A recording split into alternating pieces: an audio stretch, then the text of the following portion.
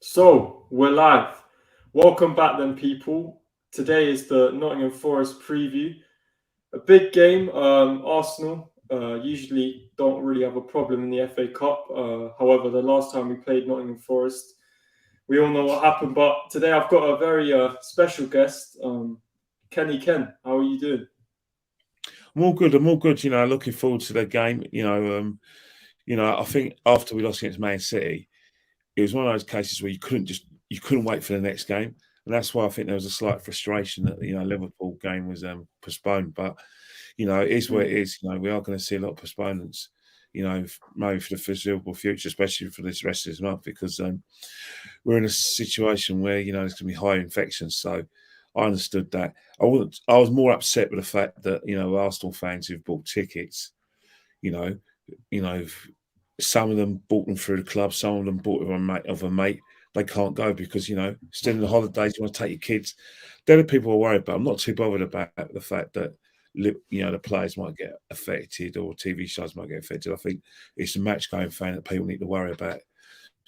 But Yeah. people that need to be secondary. I think Arsenal fans got frustrated because we're playing well, and but really and truly, whenever postponements or games get called off, or the coronavirus situation happens, you've got to think about the match going fans because they're the ones that no one really seems to talk about at the moment. Yeah, exactly. Look, the Liverpool game was. I was certainly frustrated just because it was sort of late notice. I mean, obviously Mm, Liverpool had the suspect. I think it was suspected cases that they were mm, going off, and they did have players out. But then, like you said, all the match going fans. Some people might have been coming from abroad, this that. So you mm, never know, and it could have affected them. But I guess we just have to take it as it is, and we are. And also, it's the thing that we were playing them at home first. Now we're having to go there mm. first. I don't know how much that will affect things, but yeah, there certainly is. Right now with COVID, you have to be careful and you have to take precautions. But I just think they need to be a bit more proactive. If they're going to call a game off, then be a bit more decisive because it was sort of it was very last minute. We've seen that with a lot of games, even in the Premier Mm. League, where sometimes on the day you find out that it's called off, and yeah, it is frustrating. But hopefully there's not really any more postponements or things like that. Luckily, You hope the so. Well, mm, you hope so, but you just have to mm, prepare.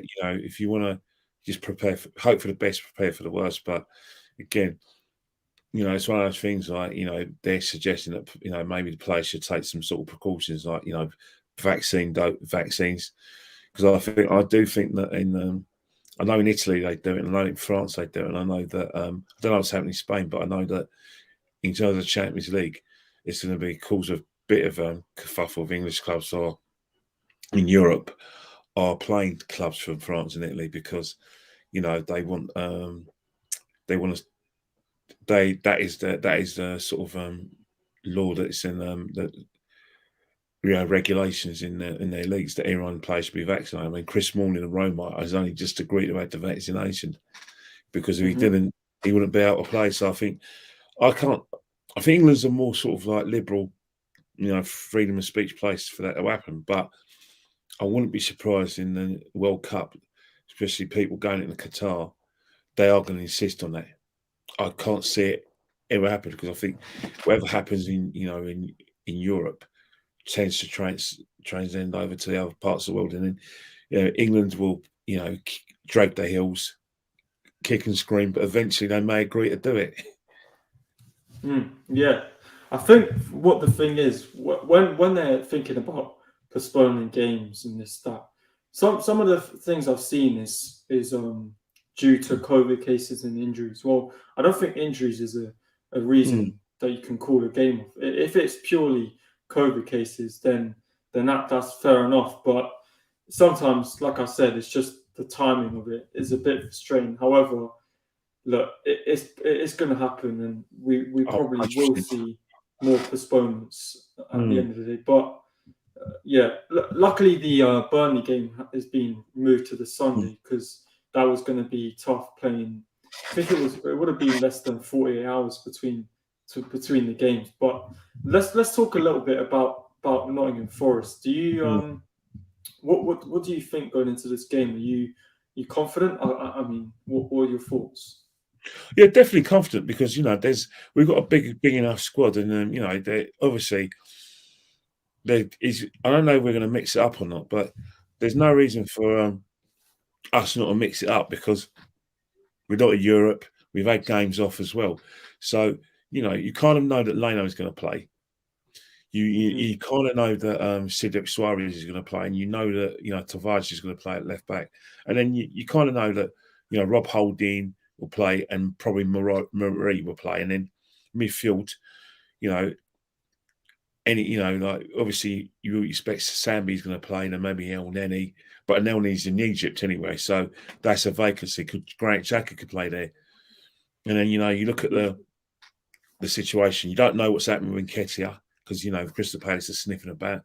There's rumours that Balogun is going to go to Middlesbrough. So, maybe Smith Rowe could play. Maybe, who knows, maybe Odegaard might play. So he's got a strong team to pick from because there's a lot of players who ain't getting games. Pepe would definitely get a start. So in terms of that, although we're having a mixed season at league, first three games weren't great, and fans were depressed, and then we scraped through Norwich. Then we got to a situation where we started to play well a bit.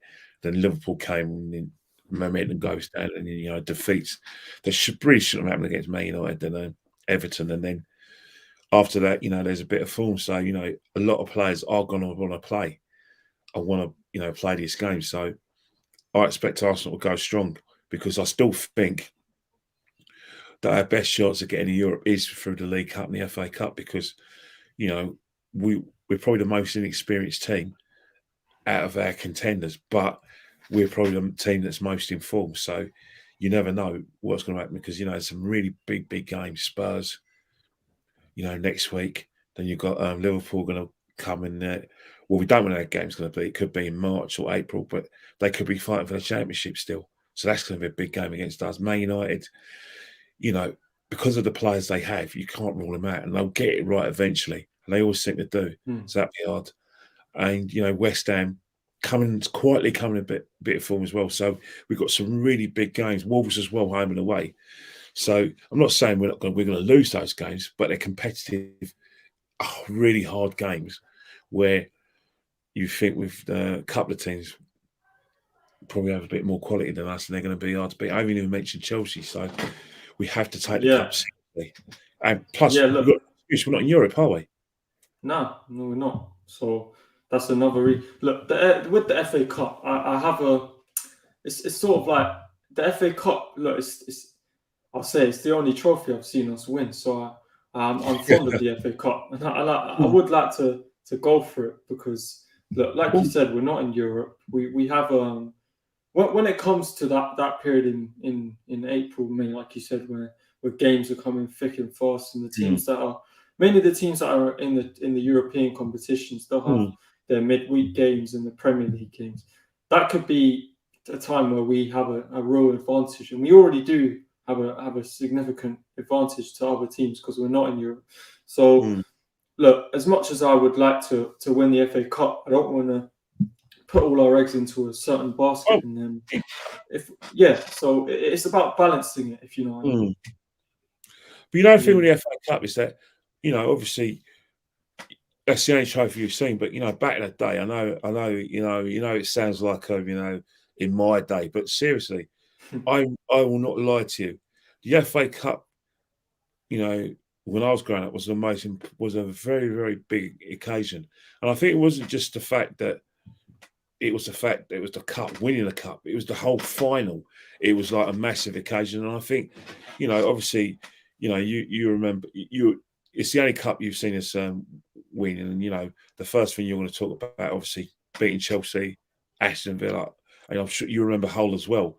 So yeah, those are the trophies you've seen us win, and it's a big competition. And before obviously, Mhm. before when Wenger first came to the club, we used to win the competition regularly because he fell in love with the competition. But the Yeah. championship took priority, and I think what's happening right now is that it takes a lot of priority because a lot of I think It's not the bigger clubs that devalue the FA Cup. It's the teams, the bottom, the lower, the teams that are fighting for relegation, and the teams that are in sort of from about 12th onwards or 11th onwards. They're the ones that devalue FA Cup because they put staying in the Premiership about everything. They say, well, we're not going to win it, so it's them that play their scratch teams because they say you're Norwich, you've probably got 6 points against Newcastle coming up or Burnley, so you're going to prioritise staying in the Premiership above the FA Cup. So it's not the big teams, because if you look at over the last 12 years, 90% of the times it's the big teams that win the League Cup and the FA Cup. So you can't say these big teams ain't taking it seriously because it's them always winning it, which means it's highly likely it's the clubs, put above the Premiership. People say it's a Champions League, and to a certain extent it is. But when you're a big club like the big top six clubs, you have to win a trophy. You have to win something. So, in essence, the FA Cup has kept a lot of managers of the big six in work.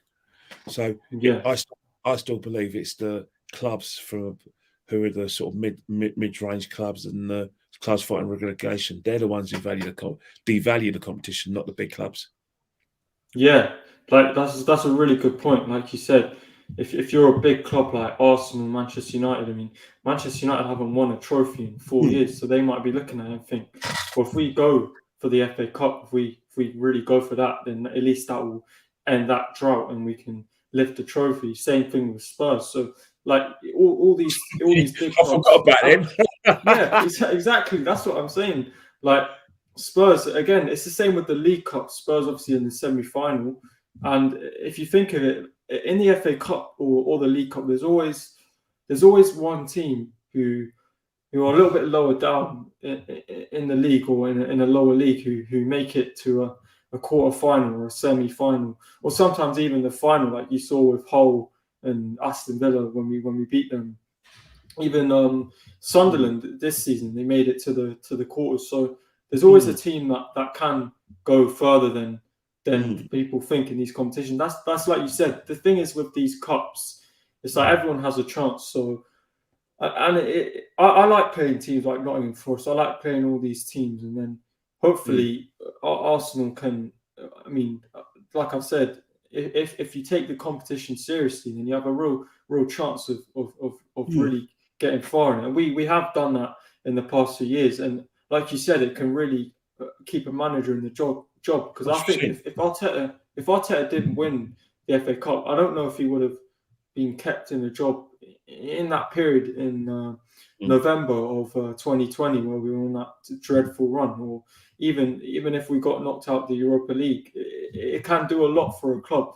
Like I said, ending a trophy drought for a big team, or even a small team winning an FA Cup. Who was it that was it Wigan against? Oh yeah, Wigan. City? Well, Wigan got relegated, but they were in a relegation fight. But they won an FA Cup. I suppose. A year later, the next season, Martinez gets the Everton job, and good point you made about the FA Cup and the fact Arteta won it. His reputation and the fact that a lot of fans, obviously, unlike me, who would like him replaced. I was not. Pepe. Sorry, mate. He's at the AFCON, so he's not playing. Thanks, mate. I forgot about Pepe. Yeah. I think Arteta's forgotten about Pepe as well. So that's another chance. Another chance. Something else. I was going to say Reece Nelson, but he's on loan anyway abroad. Anyway, so he's not play either. But in terms of getting back to Arteta, he forged his reputation. And the reason why there's a lot of people who are still behind Arteta, I'm not one of them, obviously. I want him replaced. I want a bigger name. But they forged their reputation. Arteta's forged his reputation on the fact that he beat City in that semi-final by getting a kind of playing out the back and hitting with a break, and then beating Chelsea as well. So he's beaten two great sides. And then that's made, well, you know what? The team's not doing well in the league, but if you give this guy a chance, that's the narrative, then he's going to try and build something, try and build from the back and get us playing through the lines and, doing pivots and all that. And I think that's what got a lot of people behind Arteta when we've been struggling. So, yes, you're right. the FA Cup does, forge a lot of reputations to keep people in jobs. It didn't work for Van Gaal at Man United because they didn't get the Champions League. But, Mm. for other managers, it definitely has worked. I'm sure if Lampard beat us in the FA Cup final rather than the other way around, who knows? He might have got more time at Chelsea, but Chelsea's a different club than Arsenal, isn't it? Yeah, massively. Mm. Look, it's a thing where whoever does win the FA Cup, not only do they get a trophy, they also get a place in Europe. And if we Mm. were look, our aim for this season, obviously, don't get me wrong, I'd love to win the FA Cup, but I think getting into that top four would be Mm. more beneficial to Arsenal at the moment Yeah, than winning the FA 100%. Cup. So it's a bit of a thing where you want to win a trophy. Winning a trophy for us would be great. That's why even the League Cup, I'd go for that and really put out a Cups strong are for team for fans. that. It's for us as fans. Yeah, It's exactly. our day out. So, for instance, you go to Wembley, and you like to think that half the stadium's one side or another, and it's something for you to go to work the next day and say, look, my team's won. That's for us. So we want Mm. clubs to take it seriously. Obviously, the clubs, from a financial point of view, the Champions League, because you do the math. We haven't been in the Champions League for 5 years, so you talk about the money you get for getting in the group stage, your money you get from getting into the last 16, plus the TV money, the advertising. You add that all up, how much money we're losing over 5 years. Do the maths. It could be something in excess of £200 million. It could be more. It could be more. It could Mm. be, Could be. even 300, between 200 £300 million we're losing by not being in the Champions League. So, of course, we've got to be in it for financial reasons. And mentally, it helps us build our brand as a club because top players ain't going to come to us if we're not in the Champions League.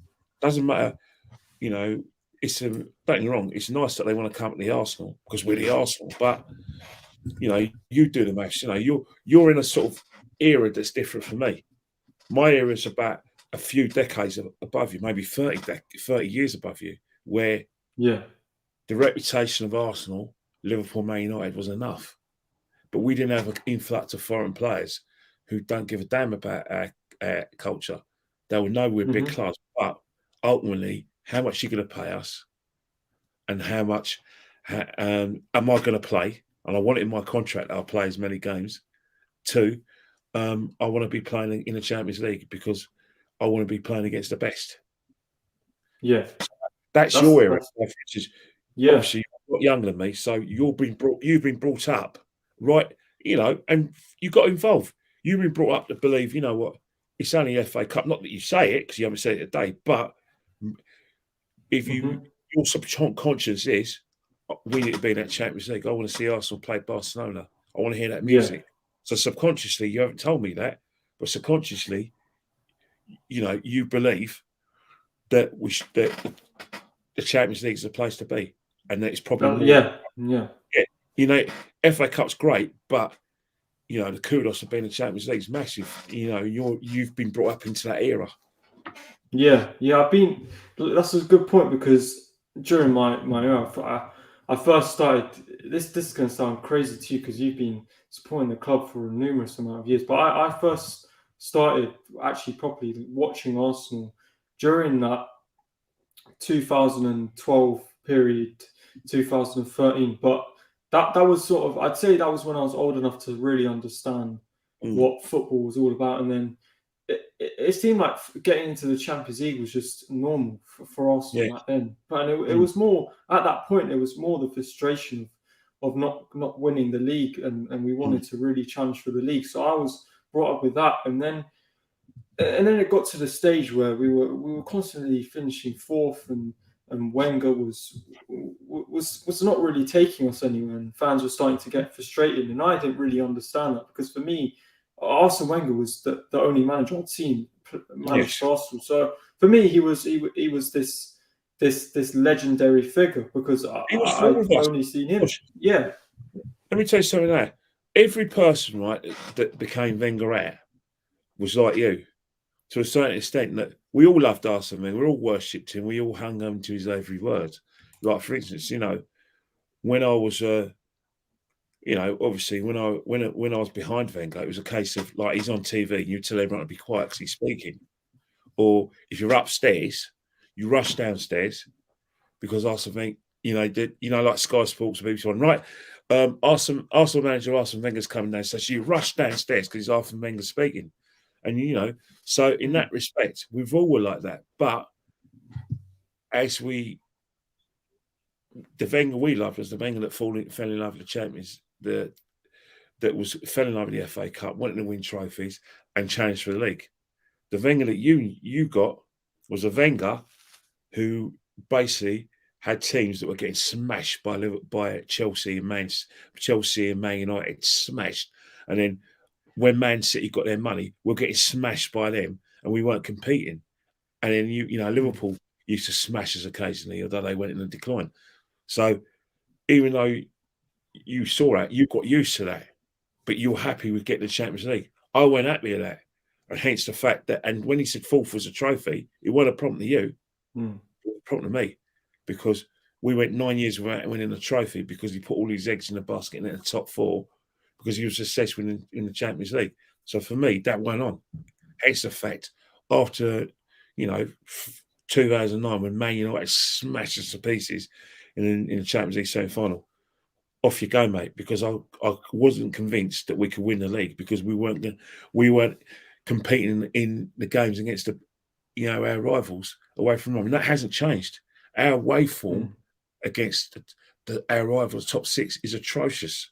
Absolutely atrocious. Even Spurs have done better than us more recently against these teams. Yeah, away from they home. have. You know what I mean? And so that is a legacy that kind of Arsene left behind. But I respect everything you said, because he is the only manager you knew, and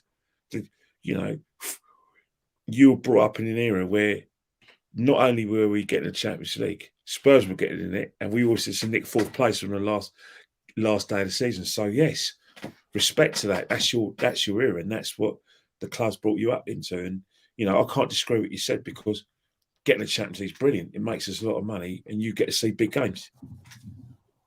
That's the thing. Like, whenever we were getting Champions League, I wasn't celebrating that. That for me was just the normal. I used to. I mean, I've been going to school being bantered most of my life, to be honest, because Arsenal sort of being that team that even earlier on when we were getting fourth, come December they'd be out the title race, or it would just be a settling for fourth. And that's the thing. Like, as much as I can be told that fourth is this great achievement, it gets to a point where I want to see, like, because I've seen Arsenal have won 13 league titles, the Invincibles, and I'm sort of saying, well, where is that now? Why am I not seeing that now? And that's what more what it is. That's why people like myself, Lee and Jez, are angry. Me and Lee, obviously, I don't think Jez was Wenger out, further back than we were. But, I was Wenger out in 2009. Lee was Wenger out in 2010 for the very reasons you've just mentioned. Very reason we just mentioned, because of the fact that we couldn't see Arsenal win the league. Because one of the reasons why we can't accept Arteta is because the fact that, when we agreed to, call for Unai Emery's withdrawal, I don't think any Arsenal fan, and I can't speak for him, envisaged that we weren't going to get a big name manager. We wanted Unai Emery to go, even though we felt he was shafted, because we thought we were going to get a big name. We thought we were going to get someone like Conte, even Mourinho, preferably a big name who's got the portfolio in order to take us further. I can't speak for you, but when I heard Arteta's name being mentioned, it was one of the biggest disappointments of my life, and it still reminds me of a massive disappointment of my footballing life supporting Arsenal, because it was like the ambition went from the football club, because the deal was get back in the Champions League, and then when you get in the Champions League with a big name manager, we can start challenging. I mean, regardless of what we think of Tottenham, can't deny the fact that under the Pochettino, for that period between 2014 to 2019, when he got removed, their results were better than us. Their league finishes were better than us. They were playing in bigger games in Europe, preferably the Champions League, better than us. We weren't on their level. I would have taken that and maybe the odd Yeah. trophy, if not the odd trophy, because they Mhm. were top side. You can't deny it. We can talk about and laugh about them winning trophies, but they were top side. You know, Kane, Song, Ali playing well. You had you had Christian Eriksen, you had Lloris in goal, you had fullbacks Rose and Walker, and then after that was Trippier. That was a top side. Can't deny it. And No. I think that's what when I saw that's what I wanted for Arsenal. Who knows? We might get that under a different manager. I'm not convinced that's going to come under Arteta because the team doesn't have the experience, or he has the experience. But if we're all here to be proven wrong, Josh. Yeah, yeah. Look, I think the thing, like, it's a great point. When I think if you had told Arsenal fans when Unai Emery was getting sacked that it would be Mikel Arteta who's been brought in, I think most people would have just kept Emery. Would have rather kept Emery because Well, yeah, a big club like Arsenal, as much as we were Wenger out and Wenger's legacy was sort of tarnished by himself, but we would have much rather had Wenger in or Emery than the manager. It was sort of a bit of it felt a bit disrespectful bringing in someone who'd never managed before, taking mm, on a big job like Arsenal, where mm. we want to get back to the top as quick as possible, and now we're getting fed all this thing about process and it Well, takes time. Well, he won the FA Cup, we, didn't he, Josh? we've been waiting nearly 18 years, so Mm. it's frustrating. Like you said, you timed on Wenger in 2009, Lee 2010. For me, it was a thing where I was happy to see us win the FA Cup and then we won it again the next year. But the people around me, as in my relatives who are a bit older than me, to understand, they were Wenger out, and I was Mm. trying to understand this guy is Arsenal's probably greatest man, not greatest manager, but he certainly won a lot because Right, you respect for that. probably I respect you 100% for that. yeah, Get that, and I but think because it's just because I've seen no one else, so I don't mm, really, as much as I can do research, I don't know in the moment what it was like under Wenger when he was winning the leagues and mm, stuff, but I'm sure it felt great. So I was just basing it on what he's won. So I was just a bit confused as mm. to what was the reason. So yeah, as much as I can do, like I said, do research, it's more meaningful when you educate yourself from someone who's actually seen it. Wenger doing great things at Arsenal to 10 years later where it's Wenger out. So what were your feelings at that time? Well, at the time when I think what's happened is that I think a lot of Arsenal fans went in kind of stages. They had different stages from when they wanted Arsene Wenger removed, because if you're talking 2009, that for a lot of people that's too early because of Mm, the Invincibles is more recent, or getting the Champions League finals more recent. There were some people I know who were Wenger out in 2007, 2008. Some became Wenger out because in the League Cup final when we played Chelsea, they played their full team. He played the kids. Now I let that go because we're at a stage where it's Arsene knows. Remember, let Arsene's got a plan, and we all believe that. But I think there was defeats against Man United when we lost 8-2, and people went enough's enough. Some were after we got beaten by Blackburn at home in the fifth round of the FA Cup, where Kazim Richards got the goal. Arsenal fan, that was it. Some, it went in different stages, but from when we lost against Man United in 2011, when we got beaten 8-2, we got beaten by Liverpool home 2-0, we lost to Blackburn. That's when people were saying that. And obviously, I can tell you that there used to be massive fights at grounds between Arsenal yeah. fans where people F- got a bit more brave around 2013, 2012, 2013 when they had banners asking to get the banner to get Wenger out didn't come out in 2016. That's not yeah. that was the Wenger out machine did not happen through the fan cams. Don't get Yeah. that has happened a long time before the fan cams. The That fan was just cams, when it was properly put Yeah, out to yeah, the yeah. to the people. Wenger banners were happening 3 years before the fan camps, even a couple of years before the fan camps. Even after Hull, when we won the FA Cup final, a lot of people went relented and went, right, he can go now. He's won a cup, get lost, but he stayed. He stayed, and then you got a situation where we win the FA Cup again the next season, but by that time people are turning because they not only are they finding fault with the fact that even though we in our 9-year trophies out, people were finding fault with forming the league, still getting beaten by Chelsea home and away, losing 6-0 to Chelsea.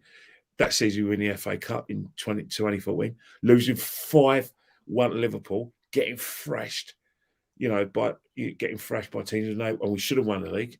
And then 2 years later, it resurfaced again because even the season where that's the season when people would go to newspapers and the newspapers got a win of it, where there was marches, time for change, but it was really a Wenger thing.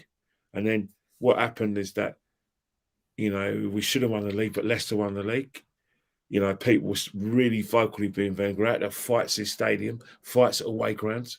And then the next season, that's when it got really massive. 5-1 home and away against Bayern Munich. Boom. Yeah, and I just want to say that for me was when I became Wenger, and it's nearly 10 years later than you, but yeah. But that's the thing. The atmosphere happens where people get angry now.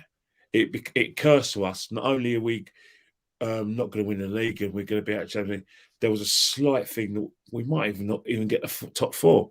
So obviously, I don't know if you remember the Crystal Palace game. I was at the game when they beat us 3-0. They absolutely murdered us.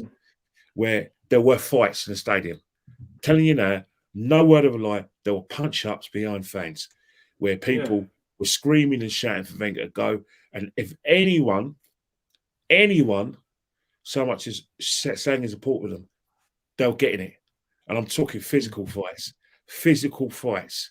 in the stadium because of him. So the guy who you remember as a great manager, who everyone gravitated everyone loved, was now causing divisions at the club because what was happening now is that people turned against him, and that we felt that people who were in support with him were actually hurting the football club because they didn't want the club to progress, and that they would rather us go further into the abyss rather than keep his man. Because let's face it, if he stayed, I promise you, if he stayed, we would have been further in the abyss. We would probably be 8th or 9th if he was still here. Don't buy into the nonsense that people tell you that, see, if you sack Wenger and blah, blah, blah, this would never happen. Yeah. Well, yes, it would, because the quality of player we were getting, plus the quality of play that we were seeing at the ground, was dwindling, and he needed to be arrested. So we would have been in that position with him, blatantly. And people refuse to see that because his cut-off point came when we finished 6th and when we got thrashed in Man City. Let's not forget the thrashing in the League Cup final in Man City. That's embarrassing. Even though Man City, I'd rather lost to Man City, where we'd have lost in the last minute, or they had to play it out of their skins to beat us. They didn't play out of their skins. It was easy for them. So we just turned over. I'm just that's how bad things were. Telling you now, it was bad. Take my word for it, it was bad. Physical fights, people going registrations, people abusing him, not me, because it's not personal when it comes to managers, because I used to respect him. But yeah, it was personal abuse. Telling you now, it was bad. It was not an atmosphere. How old were you in 2018? I would have turned 14 in 2018. Oh, you've been all right then. But say if you were a bit younger, that was not an atmosphere to take you to football. Yeah. No, because there was just this toxic atmosphere. I remember, and it was horrible because like you said, you have the people that away games. You should have got away games. The away games were You had the people that were loyal to Wenger and just couldn't say a bad word about him. And then you had the people, as much as you didn't want it to turn this way, it did, and you just had to accept that he wasn't he wasn't going to take us forward. In fact, he was going to take us back. So You know they he sacked had him. to really went You know they around. sacked him. They Yeah, sacked yeah, him. they sacked him. He was. Yeah, He didn't leave of his own accord. What happened no, is that what they were doing is that they were actually trying to constructively. They were actually trying to give him a hint the season before because Gasidis, finally grabbed a bit of his power base and he started bringing people like he was trying to get a director of football. Remember, Sven Michelin that he was going to come on the board and try and get players. So he was trying to make the club more kind of continental. And then when he didn't get the Champions League for the second year and he wanted the renewal, they said, "No, mate, we want you to go. But we're going to let you make your own announcement, dignity." And even now, he's agreed with the club. I don't know if it's his choice of them to stay away from the club. He hasn't been to a game since his last game against Burnley. He hasn't been to the club. Hasn't been to a game. So he's saying that it's an agreement between himself and the club. The club are not saying nothing. So don't buy into that. What the club is saying no. about my icon and blah blah and Arteta. I think the club have asked him if he would like a statue. And I think he's already agreed to it. I don't know whether he's agreed to it or not. Rumour all kind of generates, but it's only recent in the last, when you had like the Invincible movies and A Night of Arsene Wenger that it's happened. But if you look at many club delegates, yeah, Josh was there, Arteta was there, but not all the board were there because there's got a bit of a chasm between Arsene, and it's just factual. But Arsene Wenger, George Graham, Herbert Chapman are the greatest managers we've ever had, no doubt about it. And there was a guy called Allinson as well, who was a great manager as well. But those four men have contributed to the Arsenal club. Herbert Chapman made the club. Allinson carried it on. George Graham did fantastic things, and Arsene did fantastic things. Can't deny it. Can't deny it. Those four men. Yeah, they got. Look, it's just with Arsenal, we've seen so many great managers. The four you just mentioned. So with Mikel Arteta, it's just this big downfall. So it's hard to back him. And like we said, we want him to succeed. It's just we don't really see it happening. And at the end of the day, the football club comes first. But I want to ask this question from Jack Marie. He says, question to both of you. Should we play a strong team against Birmingham, I considering think it means we have the Forest. spuds coming up? Yeah, I think he means Forest. Well, Why not? I think considering we we have should. the spuds coming up. Yeah, I I think we think we should. should because I don't we've. think we have enough players to properly rotate in certain positions.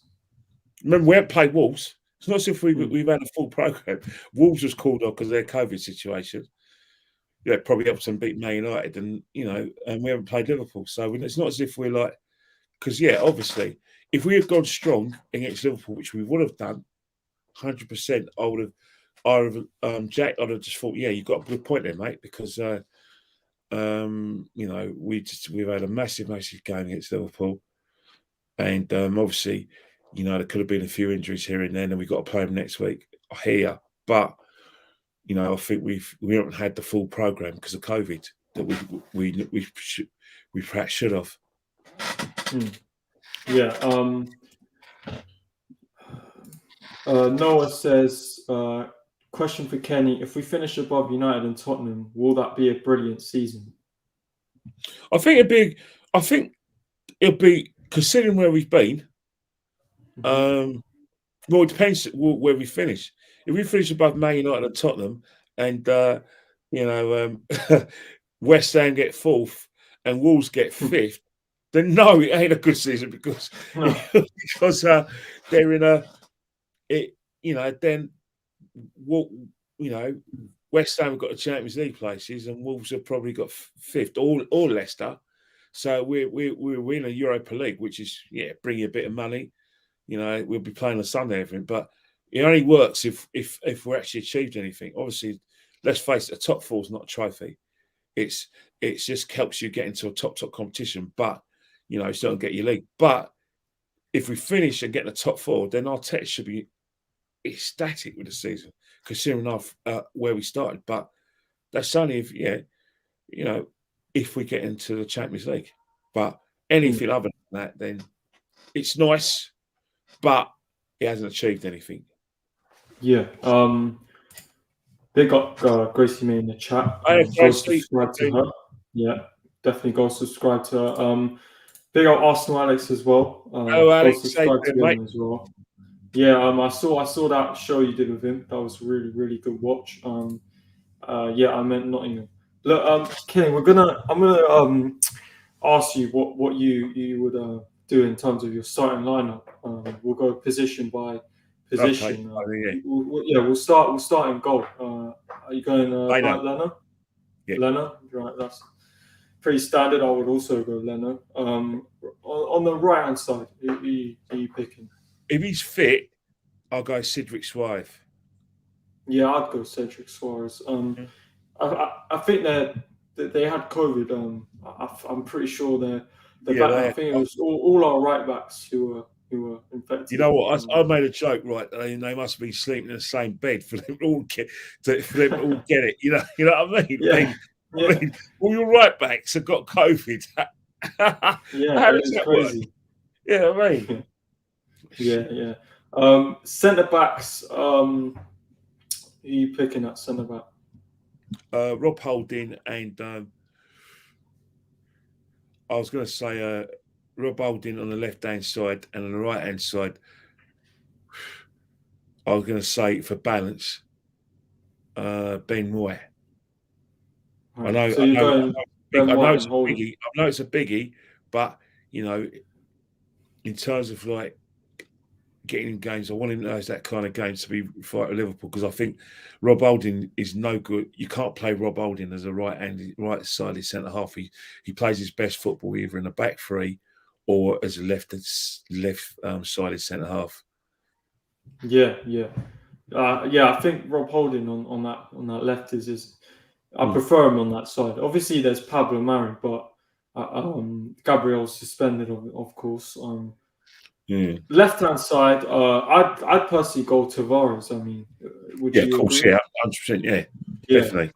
I think in these games, Kieran Tierney, it's a perfect game to give him a rest, have him fit and ready to go for the game on Thursday. But I bet I know that you're going to be really upset if I don't include a certain 18-year-old in my team. Well, we'll talk about that I now. knew it. I knew it. Midfield. Who are you putting in the midfield? In midfield, well, in midfield, I'm going to go like Albert Sambi Lokonga. I'm going to go probably play Granit Xhaka in there. And the third midfielder, that gets a bit interesting, isn't it? Because the third midfielder could be, well,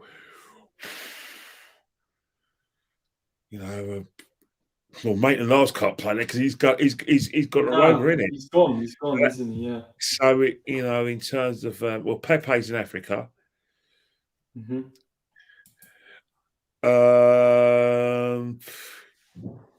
Yeah, go on, put the 18-year-old in there, Patino.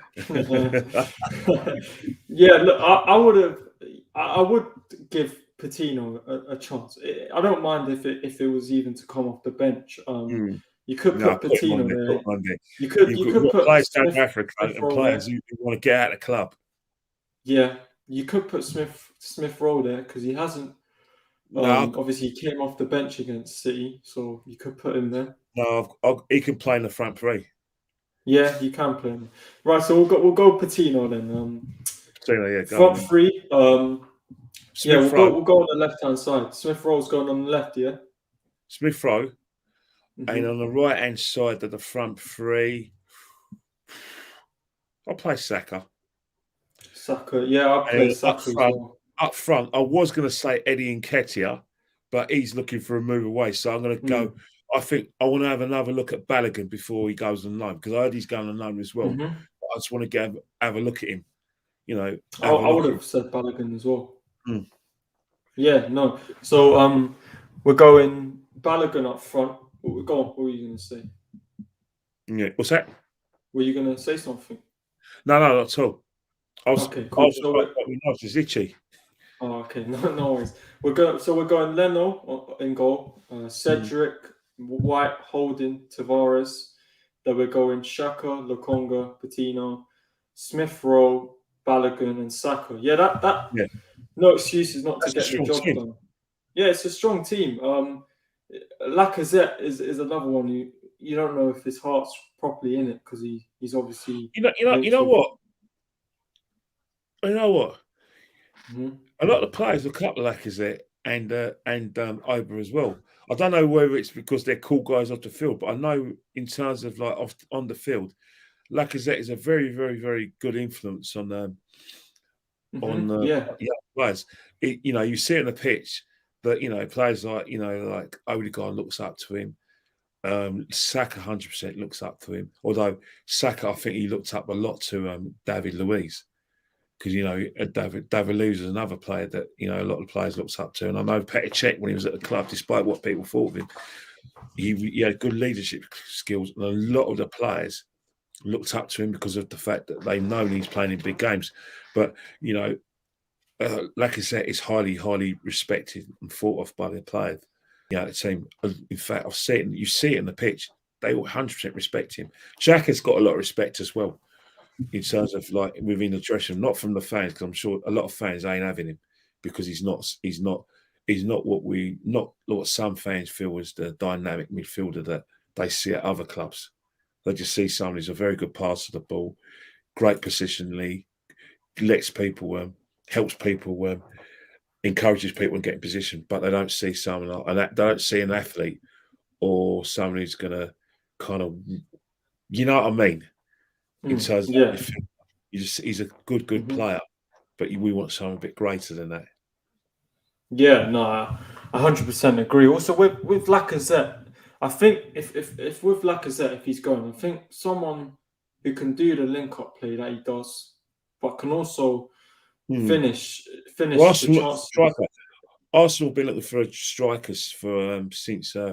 Well, let's face it, they've been looking to replace that Bamiyang since the summer, if not Mm. before that, because hmm there has been a bit of kerfuffle with Aubameyang all last season in terms of like himself and Arteta just not getting on for footballing reasons, and most importantly, obviously, there's been a lot of issues with in terms of like his how he carries himself as a captain. That I don't particularly like his off the field stuff with the cars and social hmm media, talking to fans, and most importantly, they don't like his term keeping. But I generally believe that is a minor. I think that there's a genuine problem in terms of like the balance, Aubameyang's role and how much he respects Mikel Arteta and his authority, because he's not the first player that Mikel Arteta's got rid of. He's remember Guendouzi was No. told to apologise. He said no, Chelsea, I'm not having this. Got rid of him. Mhm. And Mesut Ozil was another one who was told to. Who again, there's been a lot of rubbish on sort of social media that Mesut Ozil was got rid of because of his political beliefs. It's a load of rubbish. Or we saw his Mhm. religious beliefs, rubbish. He made those rightly so, in my opinion. About the eager Muslims in China. He's right. He's a Muslim. He should be doing it. You should. Yeah. Any injustices, foot players have got a platform. They should talk about it. And China reacted, but he still played for the club. He was still a mainstay before lockdown in the club. So how can they decide that during lockdown? Oh yeah, that what he said about 5 months before was a problem. It's rubbish. It was Yeah. Mick. It was the fact that Mick Arteta's going in a direction, and he wants his senior players to show some leadership. And Mesut Ozil, firstly, and then Aubameyang, I haven't been able to do that, so he gets rid of them. I'll get them before they get me. Yeah. That's what it Actually, is. and I think people need to stop, making themselves feel better by coming out with all sorts of fairy tales. I don't.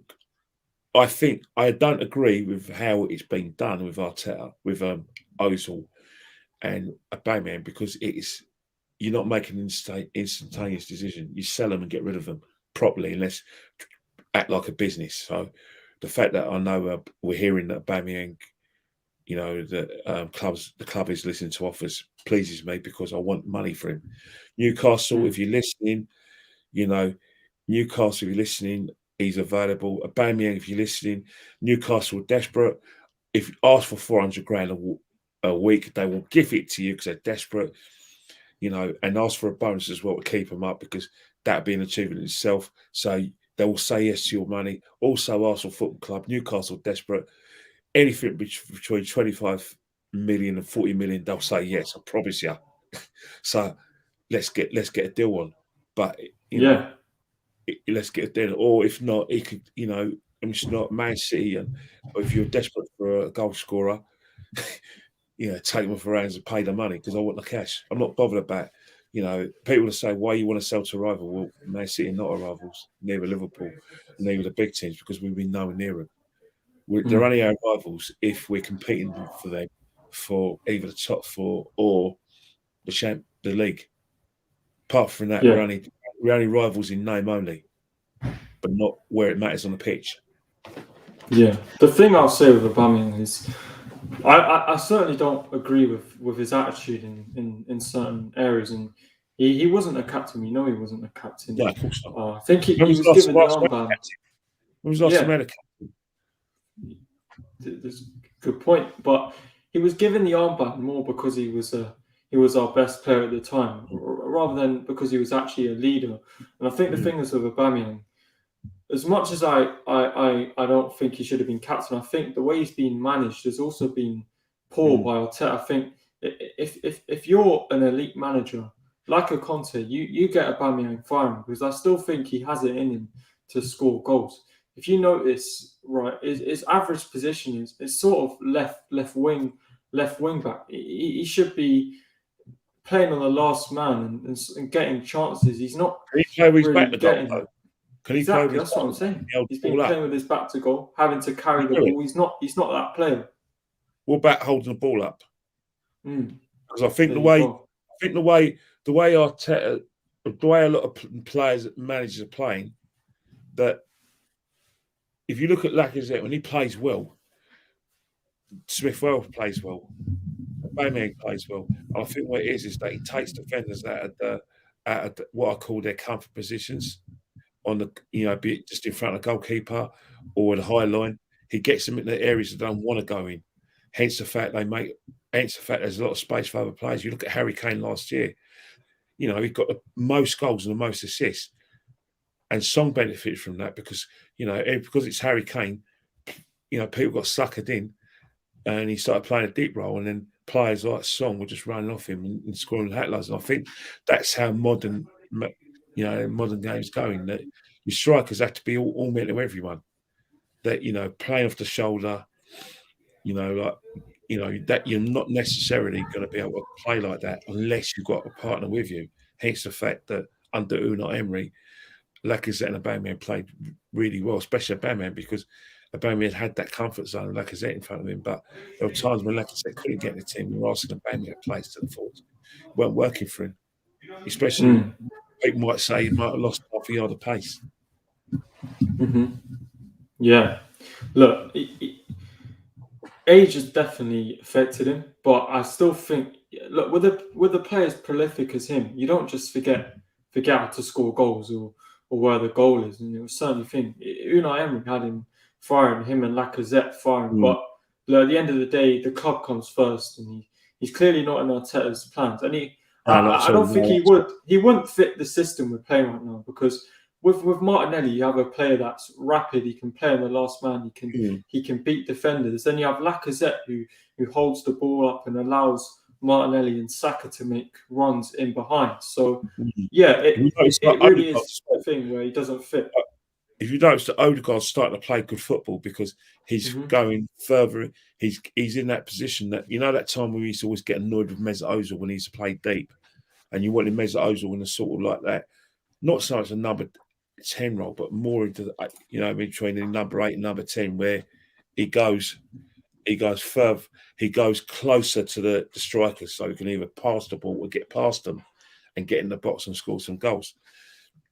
And Mesut Ozil always played his best football either on the sort of left-hand side or in those sort of positions. Like Odegaard's starting to play really well because he's getting that position. But, and I think a lot of that to do is with his footballing, using his brain for once, and a striker that's giving him that kind of pace. Because at first I thought when Odegaard and Lacazette played together, now they can't play together, they're getting into each other's spaces. But that's because Odegaard wasn't playing further up the field. But now he's playing further up the field. They're not getting in each other's spaces. Yeah, I think I don't know about you, but I don't know. My friend thinks I have an agenda. I don't really have an agenda, but I've never really properly rated Odegaard. I don't think he's that guy that's going to really do it for us. But however, it's the simple things like you said, getting into the box when the ball's coming in, and he started to do those things. Like it's not rocket science, and now he's scored goals, and he's had a good December. So if he can keep doing that, then there's no reason why he can't go on to do good things. 100%. I think let's get it right. The team is in really, really good form, but it has to be sustainable. You know, where we're playing at the moment is sustainable, but that has to come from throughout the season. You know what I mean? Because there is an opportunity there, and the door is open, but the door can get slammed shut if we don't, if we drop points, and because on paper, there's better match winners at Tottenham and Man United than us on paper. Doesn't mean it in reality, but you have to assume that if Man United ever get it right, Ronaldo, Cavani, Greenwood is shitting for goals. Rashford, if he gets score goals. So that's a very dangerous side. And then you've got the situation as well with Spurs. It's Harry Kane, isn't it? Harry Kane and Song. They're top players. Can't deny it. Hate the club. 100%. But football. Football's football. We know football. We do it. We are going to have some significant concerns. If we don't do our jobs, if we drop points. Yeah. No, I agree. Look, you can sit and say that 10-game run we went on. You can look at the football we were playing then and say it wasn't sustainable. We weren't going to move playing like that, and we saw that when we come against the big teams like Liverpool, Man United, even Everton, who probably went at us. It didn't work. But now you can look at the football we're playing, and you can say it is sustainable. And if we play like that, we can get something. It's just the problem is, can you carry that through to the end of the season? We're going to have to. It's not possible to do that, but you have to get into the situation that you don't have to play well, but you still have to find a way to win.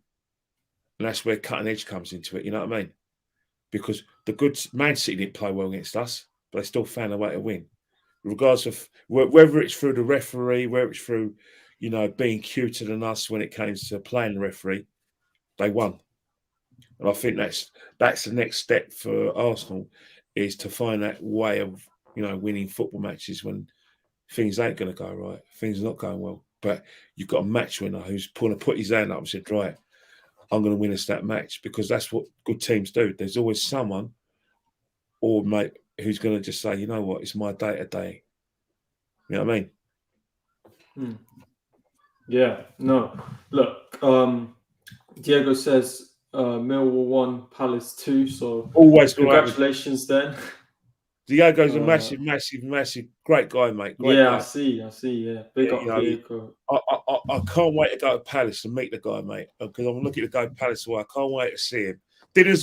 Dinner and West Indian food's on you, by the way, Diego. I ain't paying because I don't have to, because I'll be your guest. Big up CFC Dens. Diego says, I'm so happy now. Pat's halftime team talk won our game today. I want Pat to deliver the FA Cup with my Palace. Yeah, look, I hope. Good luck to you. I mean, Crystal Palace, I don't really have any problems. You only hope that, but if they're players to the final, it's us. Forget Pat, he's us. Yeah. 100%. No, look, big up to everyone who's left a comment in.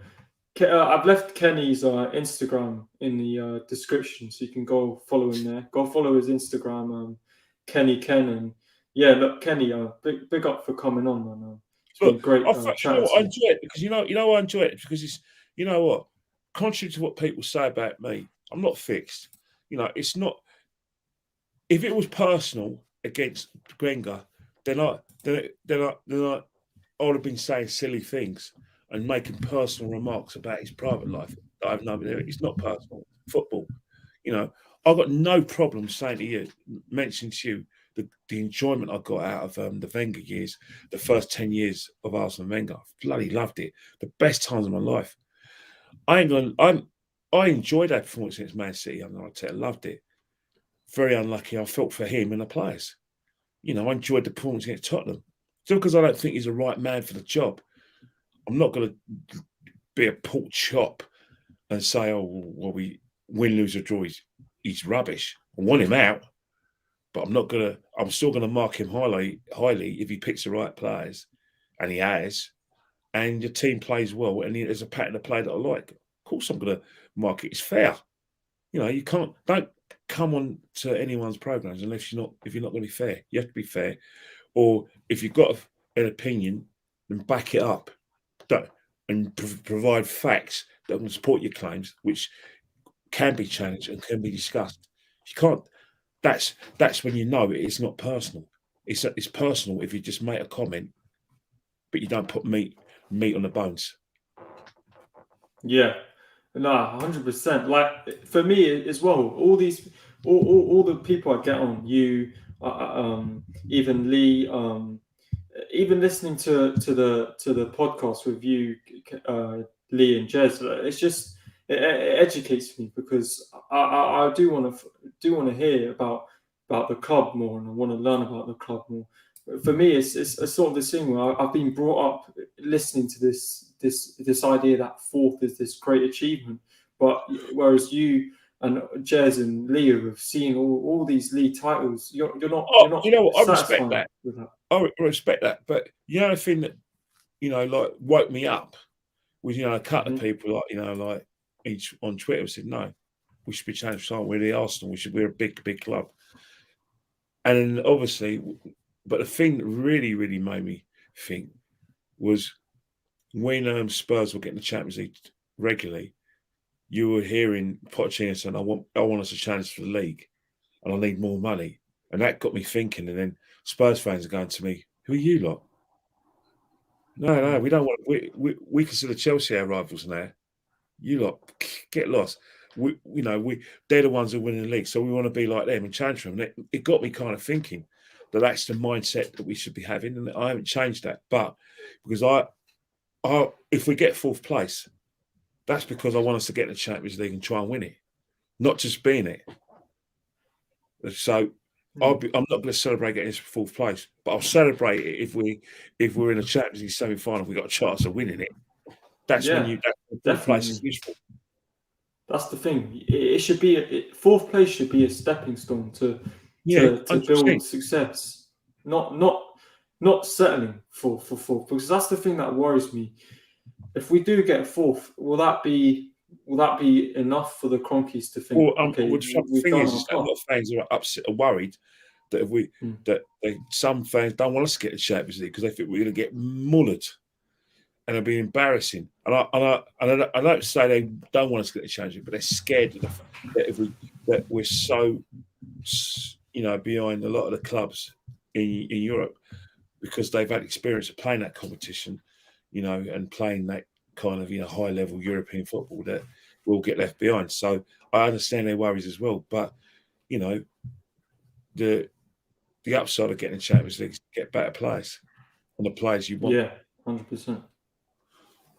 Like I said, if you get in the Champions League, build on that and back the manager. Then properly back the manager, and we'll see next season. I either want to be even going higher in the league, like pushing for that league challenge. We should be challenging the title next season.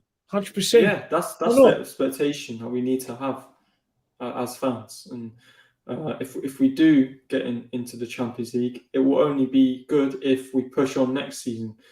And that's the thing that I think people, after seeing what happened with Wenger constantly getting fourth, they should have learnt by now that if you don't go and build on that, then you're going to even fall back as a club, because there's going to be teams coming up who do push for that title, and then eventually you get replaced. And so hopefully we can have a good season. But the game's tomorrow. I think it's a 5 o'clock kickoff.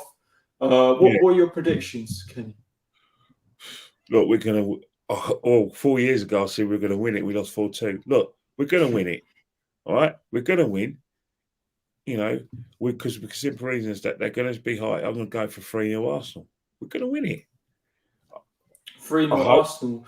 Yeah, I'm going to go not saying it happens 3-1 Arsenal. Forest. I'm just saying that the way the team are playing at the moment, you know, we're not going into that. We're not going into that game like we did 4 years ago with a lot of turmoil at the football club, where, you know, we didn't know whether Sanchez was staying at the club. You know, Arsene Wenger was still very unpopular with his detractors like myself, and he was 100% divided opinion. We're not going in there with that kind of baggage that we had 4 years ago. So there's no excuse for us not to win comfortably. No excuses. But I think we should be going into these games saying 3-0, being that confident, because I know it may be disrespectful, but at the end of the day, we are the Arsenal. We should be 100%. playing these teams. But you know what, we can have them in. Josh, we got to act like the Arsenal, and it's not just the club who got to act like the Arsenal, not just the players got to act, it's the fans as well. You know, you have to get past this like transitional, you know, belief in terms of, well, let's youth project or trust the process. It's going to take time. We know it's going to take time. We're not pork chops. We just want a situation where that's not an excuse for poor performance. 100%. Like, as soon as the mentality of the club changes, then we'll start moving forward. You know what? But listen, we can't wait for the club to change. We've got to change ourselves. Yeah. We've got to be more ambitious, and we've got the minds to be demanding change. It's our club, not theirs. They're just there. It's our club emotionally, and without us, there's no full stadiums. There's no merchandise. So we need to act, you know, and understand that football's an emotional game, and emotionally, this is our club. It belongs to us. We have to, obviously, financially and legally, it doesn't, but mentally, emotionally, it's ours, because without us, there isn't a club. No, the fans are the people that drive the club, and it's like Chelsea Football Club are exactly what we want to be in terms of their 100%. mentality. So there's no shame. Josh, there's no shame.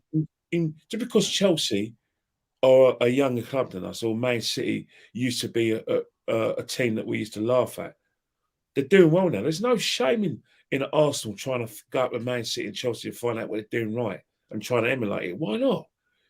Why not? You always want to. They're the best. They're the best run teams at the moment with Liverpool. We should be emulating them like they used to do to us. That Cobham training ground is based on London Colney. Trust me, when Abramovich bought Chelsea, right, and the teams he wanted to be successful, he looked at two clubs, us and Man United, and especially us because we're nearby. Don't buy into that thing that he had this massive vision, right? He saw what we were doing and he thought, right, let's emulate it. There's no shame in us doing it to them. Yeah, and I want to do that, and we want to do that. Hopefully, soon as possible. But look, Kenny, what have you got coming up? Well, I'm doing a podcast with you later, and then I know that. I don't know what's happened. My daughter, I think she's not much. I think she's not much younger than you. In fact, she's probably only about a year younger than you. Don't know how old you are anyway. But I'm 17. She's got me watching this program on Netflix. Was it Close? Was it Close something? Close Ties. Because I watched the show. I'm not sure on the one. Yeah, it's got Richard Armitage on it, but the lead character is Kush Jumbo, Netflix. Like, yeah, but I won't ask you to watch White Lines on Netflix because I think you're too young for that. He's an 18. Well, I'm 18 in July, so. Well, you can't. Well, you're not 18 now, so you can't watch it. Yeah, I'm sure. Of course, you'll find a way. They all do find a way, innit? Yeah, I don't think my parents would mind. But look, Kenny, man, thank you very much for coming. Discuss this all out your parents. Yeah. Kenny's link is in the chat, by the way, so you can go and following on Thanks, Josh. Really enjoyed Instagram. yourself. So Up the Arsenal. yeah, 100%. And we're gonna wrap it up there. So big up everyone who's watched. Like the video, subscribe to the channel, follow Kenny Ken on Instagram, and we're out.